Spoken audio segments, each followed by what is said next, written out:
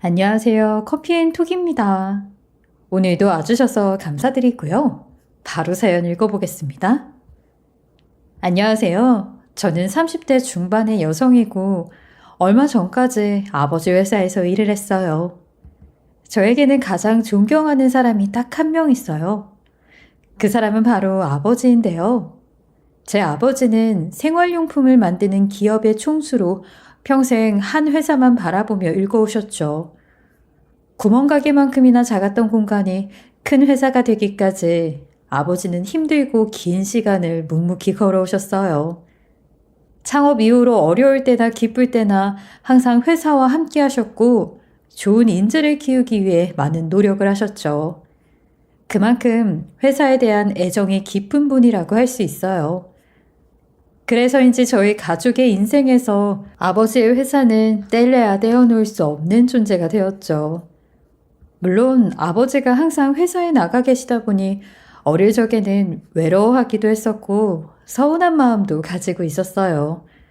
왜냐하면 저는 형제자매가 없고 아버지의 손에 자란 외동딸이거든요.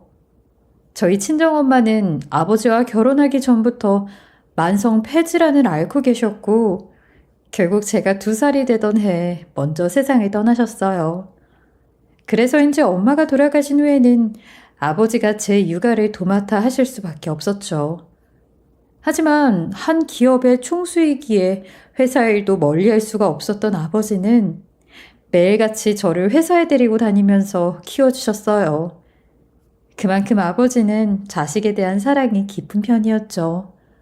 다만 먹고 사는 문제가 걸려 있어서인지 회사 일이 우선시 되었던 것 같아요. 그래서 청소년기에 저는 외롭고 힘든 시간을 보내야 했죠. 그래도 아버지의 마음을 잘 알고 있었기 때문에 자칫 엇나갈 수 있는 상황임에도 불구하고 큰 사고 없이 잘 자랄 수 있었던 것 같아요. 그리고 저는 깊은 존경심을 가지고 있었기 때문에 항상 입버릇처럼 대학교를 졸업하면 아버지의 회사에서 일을 하겠다고 이야기를 했었죠. 그러나 아버지는 저의 미래 계획을 들었을 때 별로 좋아하지 않으셨어요. 유진아, 너 이제 수험생인데 어느 대학교 학과에 들어갈지 결정했니? 저야 뭐 항상 똑같죠. 경영학과 졸업한 후에 아버지 회사에 들어가서 일을 할 거예요. 누가 너 받아준대? 괜한 소리 하지 말고 정말 하고 싶은 일을 찾아봐. 저는 이미 경영학과 나와서 아버지 회사에 들어가 일하기로 마음먹었어요. 저 항소고집인 거 아시죠? 그러니까 말릴 생각 마세요. 나는 너 받아줄 생각 없으니까 쓸데없는 소리 하지 말고 그냥 공부해서 공무원을 하든지 아니면 평소에 옷 입는 거 좋아하니까 그쪽으로 진로를 정하든지 해. 아버지는 네가 진짜로 좋아하는 걸 하길 원한단다. 아버지는 이런 식으로 은근히 다른 진로를 권유하셨죠. 그러나 저는 아버지의 말을 듣지 않았고 계획했던 것처럼 아버지의 회사에서 일을 하기 위해 자진해서 경영학과에 들어갔어요. 그리고 약 4년의 시간이 흐른 후 대학교를 졸업해 결국 아버지의 회사에 취직을 할 수 있었죠. 물론 아버지가 반대하실 것을 알고 있었기에 저는 소리 소문 없이 인턴 사원에 지원했고 인사과의 판단 아래 당당히 입사를 할 수 있었어요. 결국 아버지는 제가 회사에 입사하는 것을 막지 못했고 울며 겨자 먹기로 받아들여야 했죠. 물론 저도 아버지가 왜 회사에 들어오는 것을 반대하셨는지 잘 알고 있었어요. 사실 저희 아버지는 가족 승계를 원하지 않으셨거든요. 가족끼리 기업을 물려받는 시대는 이미 지나갔다 판단을 하시기도 했고 회사의 총수가 되면 주변에 적이 많아진다는 이유도 있었죠. 혹시나 제가 회사의 총수가 되어 항상 불안한 마음으로 적을 만나면서 살게 될까봐 아버지의 입장에서는 걱정이 되셨던 것 같아요. 그리고 진짜 진심은 아버지가 저를 하도 애지중지 키우시다 보니 험한 걸 보여주기 싫어서 그러셨던 거죠. 그래서 가족 승계 대신에 회사에서 인재로 불릴 만한 사람에게 자리를 넘겨주는 방향을 택하셨어요. 그렇기 때문에 아버지는 제가 회사에 들어가지 않았으면 했고 그저 평범하게 살길 원하셨죠. 유진아, 항상 얘기했지만 아버지는 네가 회사에 들어와 고생하기를 원하지 않아. 그리고 내게 물려줄 생각도 없어. 그러니까 지금이라도 늦지 않았으니 입사 취소하고 좋아하는 일을 찾아봐라. 아유, 이미 면접까지 다 치르고 합격 통보 받았잖아요. 저도 아버지 뜻 잘 알고 있고 회사 물려받을 욕심도 없어요. 그저 아버지 옆에서 일 배우면서 도와드리고 싶은 거예요. 그러니까 허락해 주세요. 그냥 네 또래의 여자들처럼 평범하게 살면 안 되겠니? 좋아하는 일 하면서 좋아하는 남자 만나 시집가서 평범하게 살면 얼마나 좋아? 아유, 어차피 제 또래의 여자들도 회사 들어가서 일해요. 저는 그냥 아버지 회사에 들어간 것 뿐이고요. 제 뜻은 확고하니까 더 이상 말리지 마세요. 저는 단호하게 예정대로 출근을 하겠다고 통보했고, 아버지는 이미 합격 통보까지 받은 마당에 더 이상 말리지는 못하셨어요. 대신 큰 욕심을 부리지 말라는 말씀을 하셨죠. 그렇게 저는 꿈에 그리던 아버지 회사에 들어가 차근히 일을 배우기 시작했고, 몇 년 뒤 대리가 될 수 있었어요. 아버지는 딸이라고 해서 더 좋은 근무 조건을 만들어주거나 높은 직급을 주지 않으셨죠. 그리고 다른 직원들과 똑같이 대해주셨고, 임원진 외에는 제가 사장의 딸이라는 것을 전혀 모르게 하셨어요. 저도 아버지 성격에 제가 딸이라는 것을 널리 알리지 않을 거라는 걸 너무도 잘 알고 있었기에 묵묵히 일을 배우는 것에만 집중했죠. 물론 이렇게 단호히 행동하시는 모습이 가끔씩은 서운하기도 했어요. 하지만 한 입 가지고 두 말 하지 않는 아버지의 성격이 좋았던 점도 있었죠. 항상 제가 평범하게 살기를 바라셨기 때문에 다른 회사의 총수들과는 달리 선을 권유하거나 일부러 돈 있는 집안의 남자들을 들이밀지 않으셨거든요. 그런데 가끔씩 친한 지인들을 만나 이야기를 들어보면 좋은 조건을 가진 사람을 만나야 한다는 스트레스에 시달리시는 것 같더라고요. 하지만 저는 아버지의 뜻을 잘 알고 있었기에 결혼만큼은 제가 원하는 사람과 하고자 했어요. 그래서인지 스트레스를 받을 일도 없었고 훨씬 자유로웠죠. 그렇게 시간이 지나 제 나이 28살이 되던 해였어요. 저는 친구의 권유로 소개팅을 나가게 되었고 그 자리에서 조그만 회사를 운영하고 있는 지금의 남편을 만나게 되었죠.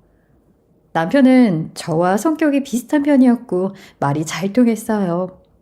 게다가 같은 취미를 가지고 있어서 자주 만나게 되다 보니 자연스럽게 연인으로 발전하게 되었고 결혼을 결심하게 되었죠. 아버지는 평소 말씀하셨던 것처럼 크게 결혼 반대를 하지 않으셨어요. 오히려 힘들게 자랐지만 성실하고 예의 바른 모습을 보면서 잘 자란 것 같다며 칭찬을 많이 하셨죠.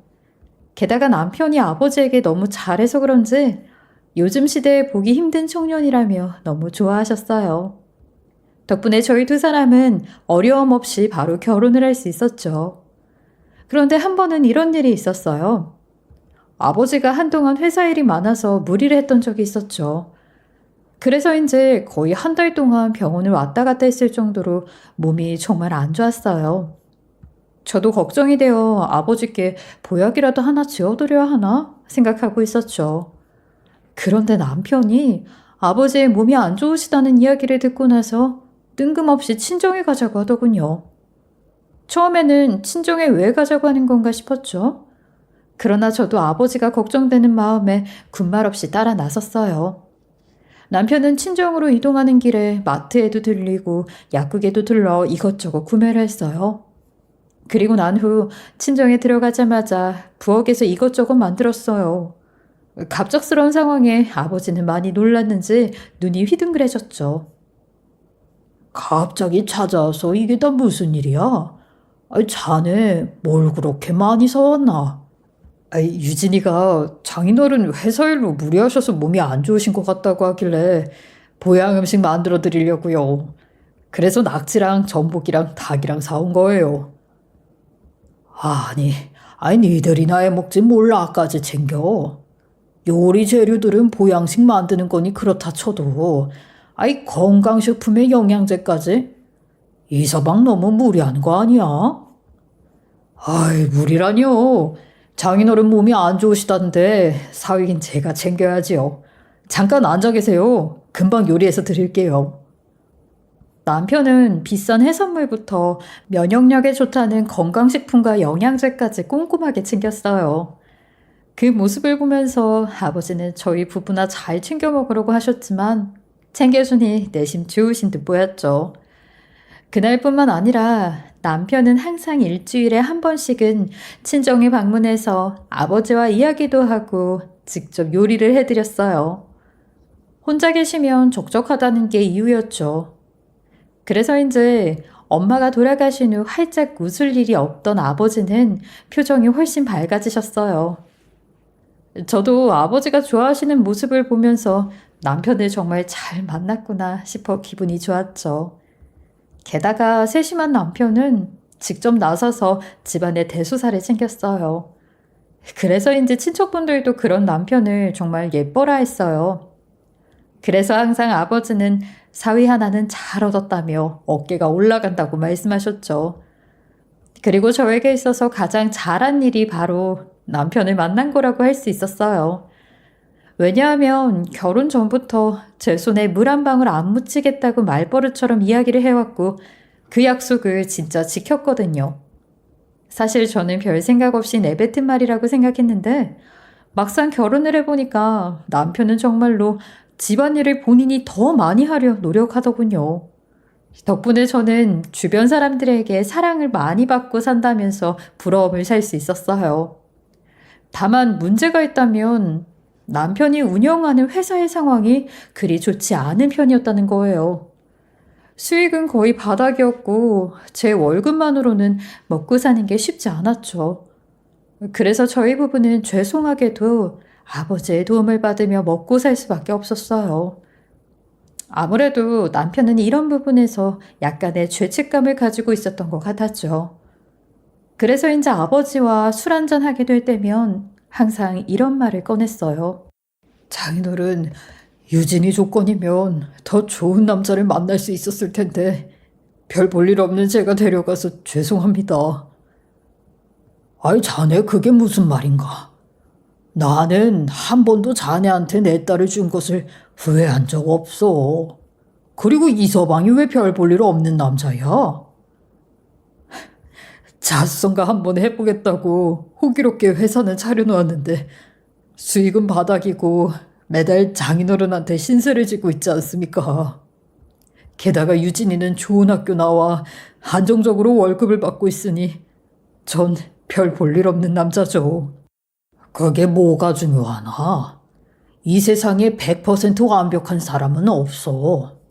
누구나 조금씩은 흠이 있고 서로의 흠을 채워주기 위해 결혼이라는 것을 하는 거야. 그래도 사위인 제가 용돈을 들여도 모자란데 도움을 받고 있으니 죄송하기도 하고 죄책감이 드네요. 성실하게 살아가면 언젠가는 성공할 수 있어. 누구에게나 시행착오는 있고 기회가 생기면 그때 달려들면 돼. 나는 분명히 성실하고 착한 이서방이 성공할 수 있을 거라고 믿어 의심치 않네. 그리고 내가 주는 돈은 자네 미래에 투자를 하는 거라고 생각해. 나중에 성공하면 그때부터 나한테 효도도 하고 용돈을 가득 주면 되지 않겠는가? 아버지는 사위 노릇을 제대로 못하는 것 같다며 우울해하는 남편을 보면서 이런 식으로 위로를 해주셨어요.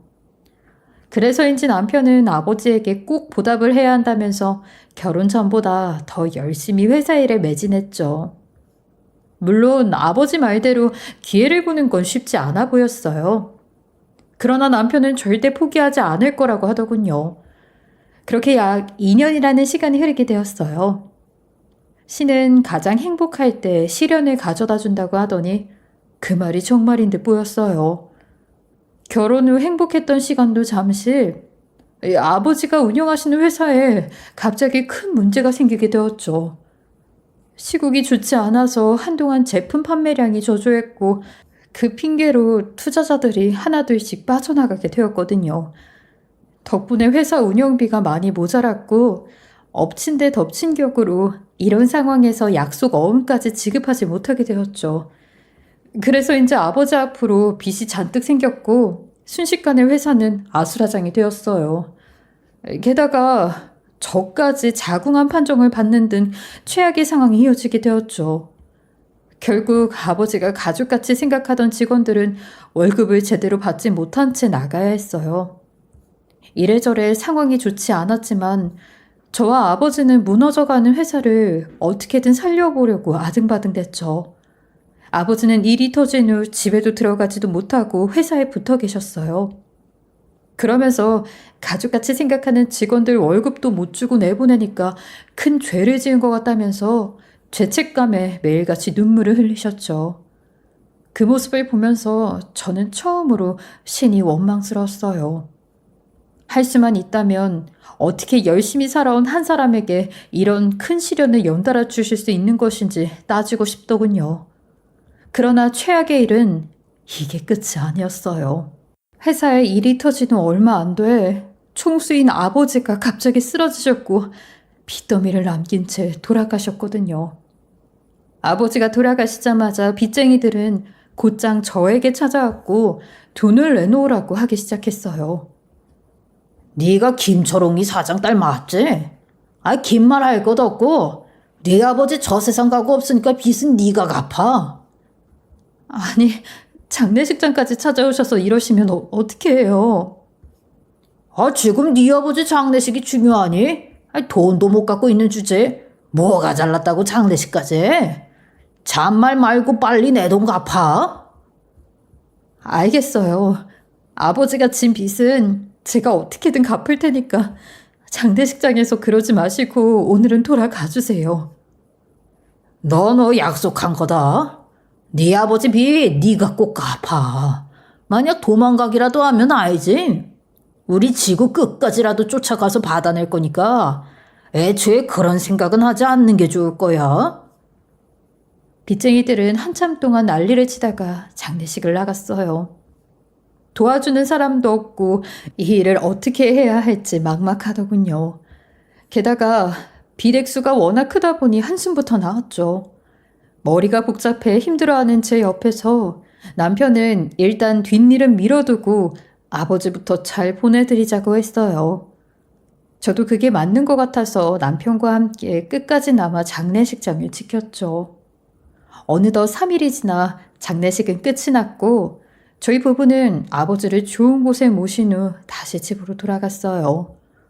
그리고 그날 저는 심각한 상황이 연달아 터지면서 차마 하지 못했던 이야기를 하기 시작했죠.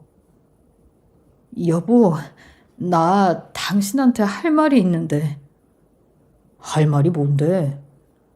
그게 그동안 아버지 일이 연달아 터져서 말할 기회가 없었는데 사실 나 얼마 전에 자궁암 판정 받았어.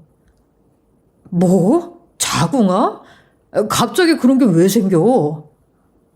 제가 자궁암에 걸렸다는 이야기를 듣고 난 후 남편은 그런 게 왜 생기냐며 얼굴을 한껏 찡그리더군요. 사실 많이 아픈 거냐고 걱정부터 해줄 것이라 생각했는데 예상 외의 반응을 보이니 조금은 당황스러웠어요.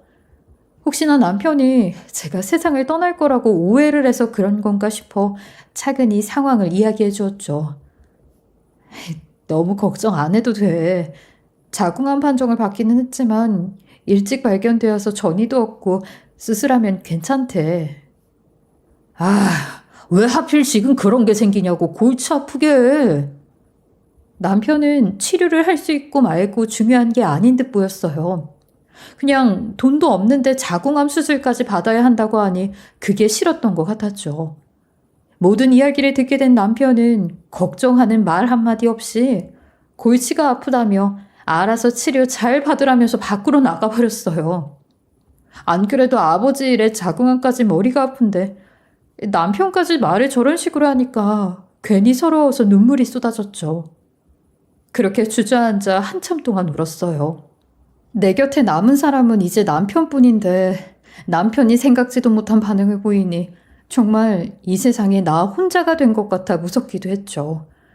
그러나 한참 눈물을 쏟고 나니 이대로 주저앉아 있을 시간이 없다는 생각이 들었어요. 제 눈앞에 해결해야 할 일이 산더미였거든요. 의사 선생님께서는 젊은 나이다 보니 암 진행 속도가 빠를 수 있어서 심각해지기 전에 하루 빨리 수술을 받아야 한다고 하셨어요. 그러나 아버지 빚 갚을 돈도 없는데 어떻게 수술을 받고 편히 누워 치료를 받나 하는 생각이 들더라고요. 그래서 결국 저는 자궁암 치료는 미뤄둔 채 아버지의 빚을 조금이라도 갚기 위해서 새벽 우유 배달도 하고 부업 일을 하게 되었어요. 그리고 저는 남는 시간에 할 수 있는 일이 나오면 이것저것 가리지 않고 나가서 돈을 벌었죠.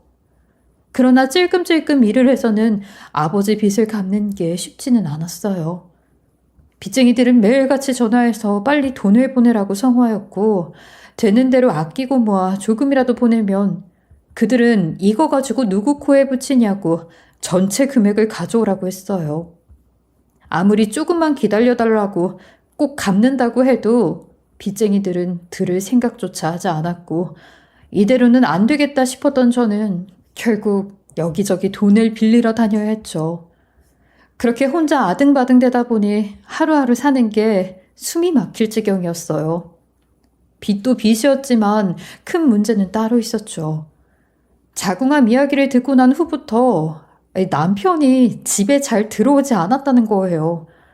전화를 해보면 맨날 회사 일 때문에 바쁘다고 못 들어온다고 했는데 이상하게 불안함이 느껴졌죠.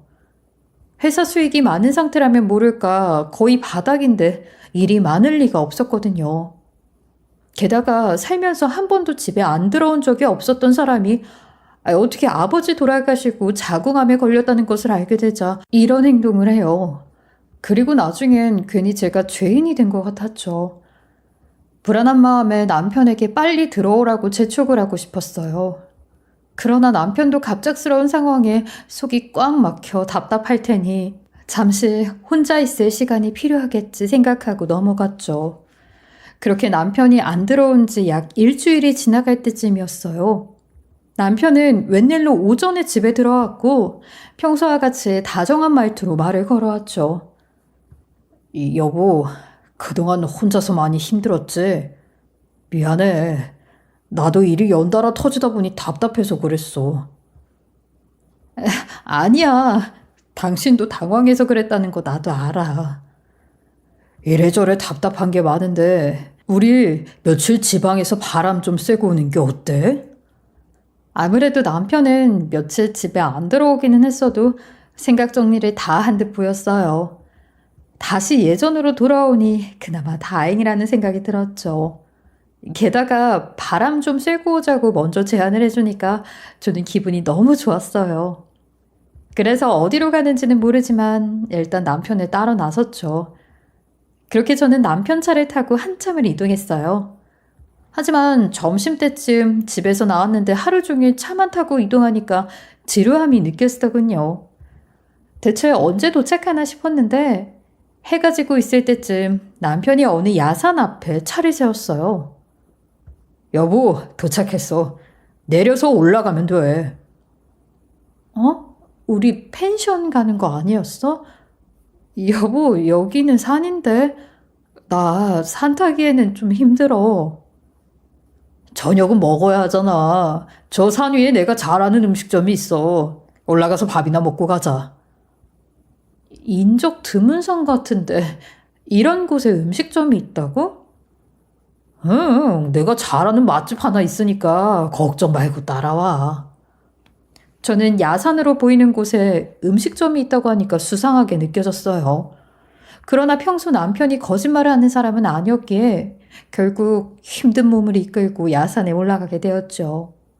그렇게 한 5분 정도 올라가다가 남편은 본인이 앞에 있으면 제가 잘 올라오는지 보지 못해 위험할 것 같다면서 자리를 바꾸었어요. 이후 남편은 저를 앞세워두고 뒤에서 쫓아왔죠. 그런데 어느 순간 뒤를 돌아보니까 남편이 혼자 반대로 내려가고 있는 거예요. 저는 지금 뭐 하는 건가 싶어서 다급하게 남편을 붙잡았죠. 당신 지금 뭐 하는 거야? 나 놔두고 혼자 어디 가는 거냐고.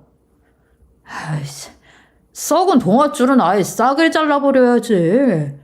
빚 많은 것도 짜증나는데 아프기까지 하잖아. 사람 귀찮게 하지 말고 너는 그냥 여기서 인생 종쳐. 나는 내 인생 살게. 저는 그때 알게 되었어요. 남편이 왜 태도가 돌변해서 바람을 쐬고 오자 제안했는지, 그리고 힘들다는 저를 야산에 왜 끌고 갔는지 말이에요. 정말 배신감에 치가 떨렸지만 밤중에 야산에 혼자 남겨줄 수는 없으니 일단 같이 내려가야겠다 싶었죠. 그래서 다급하게 남편 뒤를 쫓아가기 시작했어요. 그러나 남편은 제가 뒤쫓아 내려온다는 것을 알고 발걸음을 재촉해댔고, 저는 급하게 남편 뒤를 쫓아가다가 돌을 밟고 미끄러져 넘어졌죠.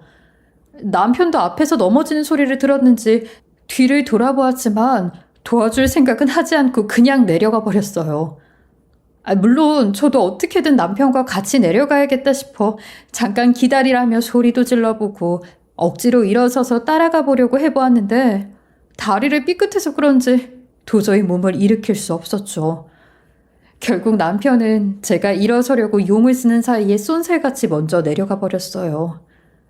그렇게 하늘은 완전히 어두워졌고 저는 다리를 다친 상태로 손전등 없이 어떻게 내려가야 하나 막막했죠. 이런 곳에 혼자 버려졌다는 게 서러워서 눈물이 저절로 흐르더군요. 더 늦기 전에 어디라도 도움을 요청해야겠다 싶어서 주머니에 있는 휴대폰을 꺼내 경찰에 신고라도 해보려고 했어요. 그러나 엎친 데 덮친 격으로 휴대폰 배터리가 없었는지 이미 전원이 꺼져 있었죠. 정말 한숨밖에 안 나오는 상황이었지만 그렇다고 해서 그 자리에 그대로 앉아 있을 수는 없었어요. 왜냐하면 야산이라 야생동물도 많을 거고 늦으면 늦을수록 위험할 것이라는 생각이 들었기 때문이었죠.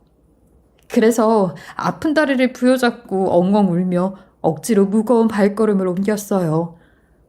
그런데 아픈 다리 때문인지 얼마 지나지 않아 도저히 움직일 수가 없는 상황이 되었어요.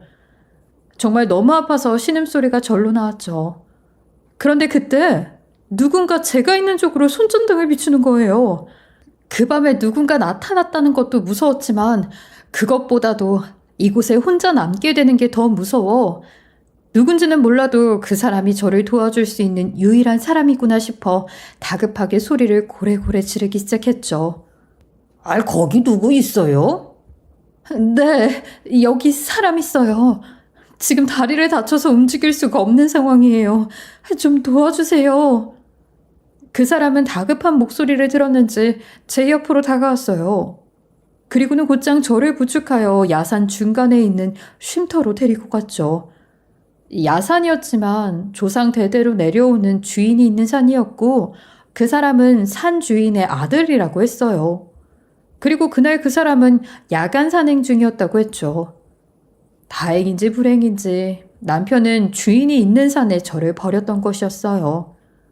시간이 너무 늦었고 다리도 다쳐 손전등에 의지하여 내려갈 수 없는 상황이라 어쩔 수 없이 저는 그 남자 쉼터에서 하루 신세를 지게 되었죠.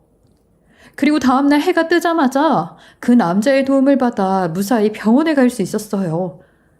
또 간호사 선생님의 도움을 받아 휴대폰 충전을 하여 아버지와 가까운 사이였던 이사님께 도움을 요청하게 되었죠.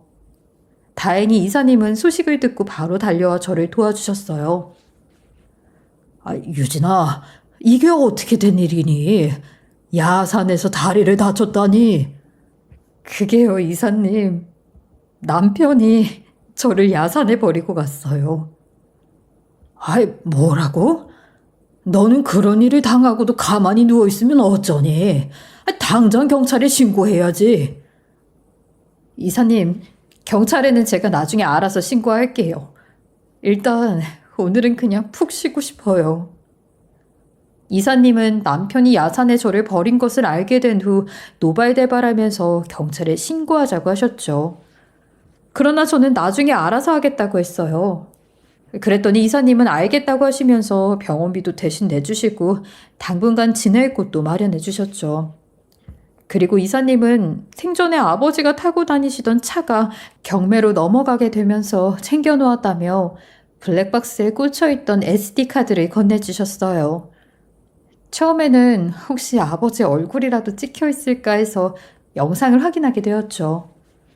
그런데 저는 영상 속에서 이상한 모습을 하나 발견하게 되었어요.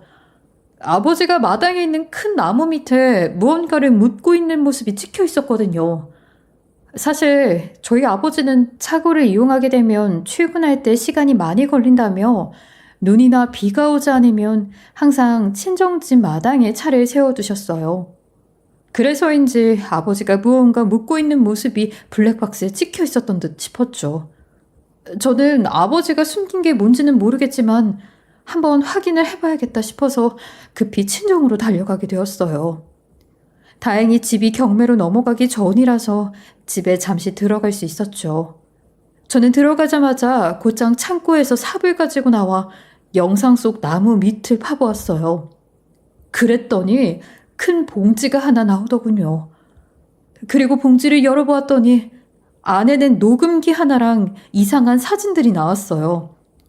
저는 일단 사진들부터 하나씩 확인을 해보았어요.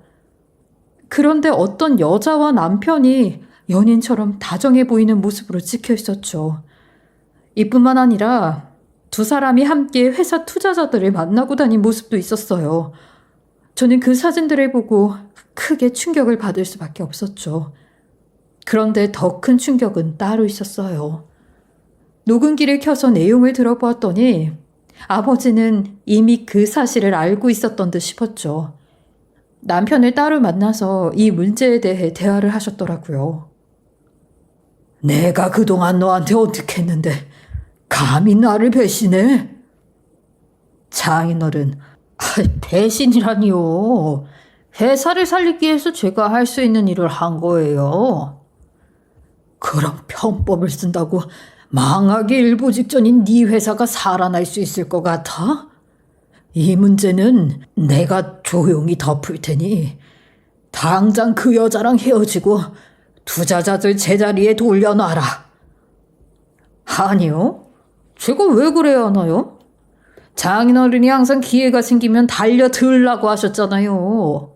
저는 그대로 한 것뿐이에요. 그 말은 편법을 써서 기회를 잡으라는 말이 아니잖아. 양심적으로 운영하면서 좋은 기회가 다가오면 잡으면 된다는 얘기였지. 모르겠고 저는 장인어른이랑 성공하는 방법이 좀 다른 거예요. 제가 만나고 있는 그 여자는 장인어른보다 훨씬 돈이 많고 투자자들을 움직일 수 있는 힘을 가진 사람이에요. 그 여자는 저에게 있어서 기회이자 유일한 희망이라고요. 아니, 그 여자는 유일한 희망이 아니라 지옥불로 떨어지는 길이야. 그러니까 좋은 말로 할 때 당장 포기하고 모두 제자리에 돌려놔라. 진짜 짜증나게.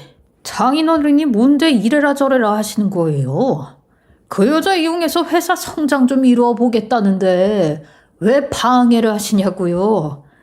그런 식으로 자꾸 딴지 걸어오시면 장인어른 회사 아예 망하게 만들 거니까 적당히 하세요. 그 녹음 속에서 아버지는 혈압이 오를 때 나오는 소리를 내셨어요. 그런데도 남편은 신경을 쓰지 않고 먼저 가보겠다며 일어서서 밖으로 나가는 소리가 들렸죠. 아마도 아버지는 남편 때문에 돌아가신 듯 보였어요. 혈압이 오르는 소리도 내시고 녹음기 화면에 나오는 날짜도 아버지가 쓰러진 날과 동일했거든요. 날짜를 보고 저는 더욱더 확신할 수밖에 없었어요. 저는 아버지가 남긴 유품 속 녹음본을 듣고 가만히 있을 수가 없었어요. 친정에서 증거물들을 가지고 나와 곧장 이사님께 찾아가 보여드리며 도움을 요청했죠. 이사님, 저 좀 도와주세요. 몰랐으면 모를까 모든 걸 다 알고도 저 그냥 못 넘어가요. 저희 아버지 원한 풀어드려야 해요. 이 증거물들이 사실이라면 제대로 확인하고 해결해야지. 내가 힘 닿는 데까지 도와줄게. 감사합니다, 이사님. 이사님은 증거물들을 확인한 후 많이 놀란 듯 보였지만 억울한 게 있으면 풀어야지라고 하면서 흔쾌히 도와주시기로 하셨어요. 일단 저와 이사님은 남편 회사에 대해서 먼저 알아보기로 했죠. 그런데 이사님은 녹음본을 듣고 난 후 남편이 만난다는 그 여자가 돈이 많고 투자자들을 좌지우지할 수 있을 만큼의 큰 거물이라고 하는데 아무래도 아닌 것 같다고 했어요. 처음에는 이해가 되질 않아서 무슨 말씀이냐고 되물었죠. 그랬더니 이사님은 알아보기 전부터 확신할 수는 없지만 단순히 사랑 하나로 돈 많고 힘 있는 사람이 별 볼 일 없는 회사에 투자가 이루어지도록 안간힘을 쓰는 게 상식적으로 말이 안 되는 것 같다고 하시더군요. 게다가 돈이 많으면 투자자들을 불러 모을 게 아니라 본인 돈을 투자하는 게 맞지 않겠냐고 했죠. 듣고 보니 이사님의 말이 일리가 있다는 생각이 들었어요. 하지만 증거도 없이 판단하는 건 불가능하니 우선 남편 회사와 그 여자에 대해 알아보기로 했죠. 유진아, 나는 네 남편 회사에 대해 알아볼 테니까 너는 두 사람이 바람을 피우고 있다는 증거물을 더 많이 확보해. 두 사람 바람 피우고 있다는 증거물은 이미 아버지가 남긴 사진으로 가지고 있는데요. 이걸로는 모자라. 이혼은 증거 싸움인데 나중에 위자료를 조금이라도 더 받으려면 가능한 많이 모아놓는 게 좋을 것 같다. 이혼은 어쩔 수 없는 결과라고 해도 네가 돈을 조금이라도 더 받아와야 먹고 살지 않겠니? 저는 이사님의 말씀대로 친구 차를 빌려 타고 다니면서 두 사람 뒤를 쫓았어요. 그리고 닥치는 대로 사진을 찍고 다녔죠. 그렇게 며칠이 지나 이사님을 만나기로 한 날이 다가왔어요. 그런데 이사님은 저를 보자마자 잔뜩 열을 내며 이야기하시더라고요. 네 남편 회사에 대해 조용히 알아봤는데 이거 완전 사기꾼들이야. 사기꾼이요? 그래. 네 남편이 만난다는 그 여자 돈이 많은 사람도 아니고 투자자들을 좌지우지할 수 있는 사람도 아니야. 그냥 돈 없는 일반인의 사기 전력까지 있는 못된 사람이더라. 정말요? 사기 전력이 있는 사람이라고요? 보니까 사람들 등쳐먹고 사는 것 같더라. 그리고 네 남편도 마찬가지야. 투자자들 설득하겠다고 다른 스타트업 회사가 공개하지 않는 제품을 몰래 훔쳐와서 티나지 않게 조금씩 바꿔놓고 특허받은 제품이라며 속였더라. 아니, 그게 가능해요? 특허받은 제품인 것처럼 서류 조작을 한 거지. 그리고 나서 사장님 덕분에 안면 트고 지낸 투자자들 만나 그 여자랑 설득을 했던 것 같아. 결국 남편은 투자자들을 상대로 사기를 치고 있었던 것이었죠. 어떻게 알았는지 스타트업 회사가 공개하지 않은 제품을 훔쳐와서 법에 걸리지 않게 조금씩 바꿔놓고 특허받은 제품인 것처럼 서류 조작을 했던 것이었어요. 그리고 평소 아버지 덕분에 안면을 트고 지낸 투자자들을 대상으로 사기를 쳤죠. 다행히 남편 회사에 속아 넘어가지 않은 투자자 2-3명이 있었고 이사님은 그 중에 한 명과 따로 접촉해서 이 사태에 대해 확인을 해봤다고 해요. 그러면서 남편 회사의 상태를 알게 되었다고 했죠. 그들은 투자자들을 만나 제품이 세상에 나오면 분명 대박 터질 거라고 세상 어디에도 없는 기술이라며 조작한 서류까지 보여줬다고 하더군요. 그러면서 투자자들이 쉬운 결정을 할 수 있도록 아버지가 비자금을 만들고 있다는 말도 안 되는 가짜 서류까지 보여주며 설득했다고 해요. 결국 투자자들은 비자금을 만든 아버지에게 크게 배신감을 느꼈고 하나둘씩 남편 회사로 옮겨갔던 것이었죠. 그러나 남편 회사에 속아 넘어가지 않은 투자자들 중 이사님이 접촉한 분은 성격이 워낙 철저한 편이라고 해요. 그래서인지 남편이 만나자고 한 것부터 의심을 하고 있었다고 했죠. 그런데 이상한 서류들까지 내미는 것을 보고 더욱 수상하게 느껴졌고 나중에 돈을 잃으니 포기하는 게 낫겠다 싶어 투자를 하지 않았다고 해요. 그런데 이사님이 남편 회사가 수상해 알아보고 있다면서 찾아오니까 가지고 계신 자료랑 녹음본을 넘겨주셨다고 했죠. 이사님, 이게 남편이 조작했다는 서류 맞아요? 응, 그리고 녹음본도 있어. 투자자님이 워낙 의심이 많아서 버릇처럼 대화할 일이 있을 때마다 휴대폰으로 녹음기를 켜고 들어가신대. 당연히 네 남편도 예외는 아니어서 그때 대화한 녹음이 녹음되어 있어. 증거는 구하지 못할 줄 알았는데 투자자님이 큰일 해주셨네요. 그러게 말이야. 그 투자자가 거절을 했더니 네 남편이 조금이라도 더 받아서 회사를 키우려고 했던 것인지 몇 번이나 전화 오고 찾아와서 설득하려 했다더라고. 정말 간이 배 밖으로 튀어나왔다는 말이 여기서 쓰는 말이 아닌가 싶더라고요. 이사님 말씀을 들어보니 아무리 남편이 오랜 기간 동안 개발하고 특허 등록을 했다 이야기했어도 전혀 믿음이 가지 않아 투자자들이 반려를 한 것이라고 했죠. 게다가 청렴결백하게 살아온 저희 아버지가 비자금을 만들어 왔을 리가 없다는 생각에 결국 끝까지 투자를 하지 않고 최종 거절을 했다 해요. 그런데 마침 이사님이 투자자 한 분을 찾아가게 되었고 남편 회사에 대해 알고 있는 게 있냐며 물어보자 적극적으로 도와주게 된 것이었죠. 원래는 녹음본이 전부였는데 혹시 몰라 남편이 통화를 하러 갔을 때 몰래 사진을 찍어 놓았다고 해요. 그러면서 본인이 따로 알아보던 와중에 어느 회사의 제품을 카피하게 된 것인지 알게 되었다며 함께 이야기해 주셨다고 했죠.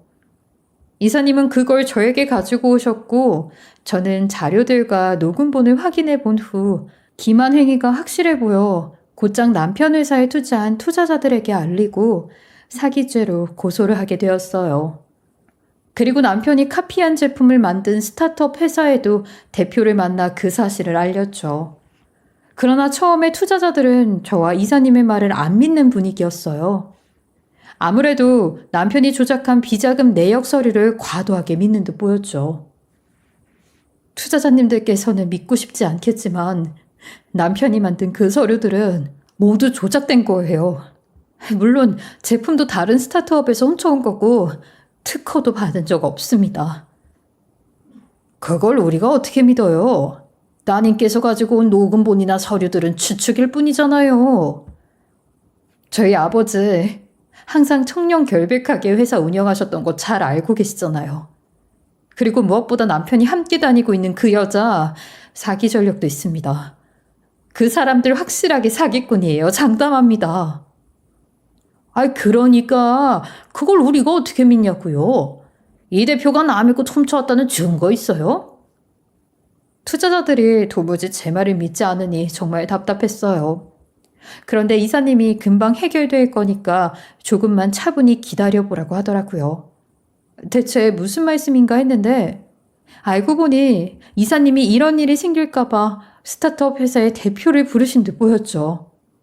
스타트업 회사의 대표는 도착하자마자 투자자들 앞에 본인이 만든 제품의 서류라면서 보여주었어요. 그러자 서류를 살펴보던 투자자들은 절망스러운 표정을 지었죠. 어떤 투자자는 돈 날리게 생겼다며 주저앉아 한탄을 하더군요. 결국 투자자들은 저희 말을 믿게 되었고 같이 고소를 진행하게 되었어요. 예상된 결과였지만 고소 후 남편과 그 여자는 사기죄로 옥에 잡혀 들어가게 되었죠. 조사 결과 모든 서류들은 조작된 것이 맞았고 스타트업으로부터 추가 고소까지 당하게 되었어요. 그런데 웃긴 건 남편이 그 여자가 정말로 부잣집 딸의 거물인 줄 알았나 봐요. 그 여자는 애초에 남편이 저희 아버지 사위인 것을 알고 나서 접근한 것이었고 부자인 것처럼 속여서 투자금을 받은 다음 한몫 단단히 챙겨 진짜 자기 남자친구와 해외로 도망갈 생각이었다고 진술했죠. 게다가 그 여자는 보육원 출신인데다가 돈이라고는 구경도 못 해본 욕심만 가득한 여자였어요. 남편을 속이기 위해 가짜 명품 옷 대여를 해서 입었고 그걸 보고 나서 순진하게 정말 부잣집 딸이라고 믿었던 것이었죠. 결국 남편은 그 여자의 배를 불려주기 위한 이용수단이었어요. 물론 남편은 조사를 받으면서 억울하다며 그 여자를 고소할 거라고 난리를 쳤다 했죠. 어찌되었건 두 사람은 조사를 받은 후 옥에 갇혀 죗값을 받아야 했어요. 그리고 저는 그동안 모아놓은 사진들을 이용해서 남편에게는 이혼소송을 그리고 그 여자에게는 상간녀 소송을 진행했죠. 당연히 남편은 이혼소송이 진행되는 것을 알고 나서 저에게 전화를 해왔어요. 여보, 내가 잘못했어. 나 한 번만 용서해주면 안 될까? 싫은데? 내가 왜 당신을 용서해? 우리 아버지 돌아가시게 만든 것도 모자라 야산에 나 버리려고 했잖아. 내가 잘못했어. 돈에 미쳐서 정신이 나갔었나 봐. 이렇게 싹싹 빌 테니까 위자료 좀 깎아주면 안 될까? 나 진짜 돈이 없어서 그래. 아니, 나는 단돈 1원도 빼놓지 않고 받을 거야. 다신 전화하지 말고 우리 평생 길에서도 마주치지 말자. 저는 그렇게 남편의 전화를 끊어버렸어요. 이후 이혼 소송은 예정대로 진행되었고 위자료는 물론이고 재산 분할로 집을 가지고 올 수 있게 되었죠. 저는 모든 일이 해결되자마자 곧장 자궁암 수술을 받게 되었어요. 다행히 초기에 해당하는 상황이었으며 더 상태가 나빠지지 않았기에 문제없이 회복할 수 있었죠. 그리고 두 사람은 옥에 갇히자 투자자들은 수술받고 회복하고 있는 저에게 찾아와서 본인들이 무지했다며 미안하고 고맙다는 인사를 건네더군요. 그 사과와 감사 인사를 받으면서 저는 돌아가신 아버지가 생각이 나 펑펑 울 수밖에 없었죠. 그래도 한편으로는 일이 해결되니 후련한 마음이 들었던 것 같아요. 그날 이후 저는 두 사람에게 받은 위자료를 사용해 조그맣게 회사를 차릴 준비를 하고 있습니다. 비록 아버지의 회사는 되돌릴 수 없을 정도로 무너져 내렸지만 그렇다고 해서 아직 젊은 제 인생을 포기할 수는 없잖아요. 물론 돈도 많이 모자라고 힘든 여정이 되겠죠. 그리고 아버지의 빚도 있고요. 하지만 저희 아버지도 구멍가게에서 중소기업까지 회사를 키워냈고 저는 그걸 보고 자랐으니 충분히 할 수 있을 것이라는 생각이 들었어요. 그래서 과감하게 도전을 해보기로 했습니다. 지금까지 저는 충격적인 일과 힘든 시간을 겪으면서 언제나 인생은 행복하기만 할 수 없다는 것을 알게 되었어요. 그래도 인간은 누구나 행복한 삶을 원하고 그건 저도 마찬가지이니 앞으로는 행복한 인생을 위해서 열심히 살아보려고요. 그리고 하늘에서 이 모습을 보고 계실 부모님을 생각하면서 부끄럽지 않게 양심적으로 삶을 살아간다면 분명히 저에게도 좋은 일이 생기지 않을까 하는 생각이 드네요. 지금 이 글을 들어주시는 모든 분들께서도 행복하셨으면 좋겠습니다. 한 번뿐인 인생 불행하기보다 즐겁고 웃는 일만 가득하면 좋잖아요. 모두들 그런 일들만 가득하시길 바랍니다. 감사합니다. 지금까지 커피앤톡이었습니다. 오늘도 끝까지 함께 해주셔서 감사하고요. 다음 영상으로 또 찾아뵙겠습니다.